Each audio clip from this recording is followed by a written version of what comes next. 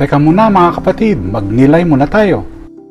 Sa Ebanghelyo ngayon, sinasabi ni Jesus sa mga tao na kahit nakita na nila ang lahat ng mga tanda at nabasa ang kasulatan, ayaw pa rin nilang maniwala sa Kanya. Sinabi niya, sinasaliksik ninyo ang kasulatan sapagkat inaakala ninyo na matatagpuan ninyo rito ang buhay na walang hanggan. Ito ang nagpapatotoo tungkol sa akin, ngunit ayaw ninyong lumapit sa akin upang magkaroon ng buhay. Minsan, mga kapatid, ang pananampalataya ay hindi agad lumalago. Tumataas ito ng paunti-unti. Alam nyo, tulad ito ng proseso ng panunaw ng isang sloth. Alam nyo po, ayon sa Ultimate Book of Useless Information ni Noel Botham, ang isang sloth ay nangangailangan ng halos isang buwan para tunawin ang isang pagkain. Ito ang pinakababagal na mammal sa mundo, mga kapatid. Ngunit kahit mabagal, natatapos pa rin nito ang proseso. Tulad nito, maraming beses tayong pinanghihinaan ng loob sa ating buhay espiritual. Nagdarasal tayo, ngunit parang walang sagot. Nagsisikap tayong sundin ng Diyos, ngunit madalas nating nakikita ang ating kahinaan. Subalit gaya ng sloth na natutunaw pa rin ang pagkain sa tamang panahon, gayon din ang ating pananampalataya.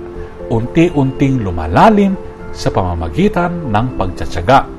Hindi tayo minamadali ng Diyos, mga kapatid, ngunit inaanyayahan niya tayong patuloy na lumapit sa Kanya.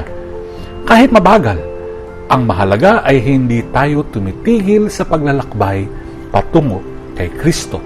Panginoon, turuan mo kaming maging matyaga sa aming pananampalataya, nagtitiwala na Ikaw ay patuloy na kumikilos sa aming buhay. Amen.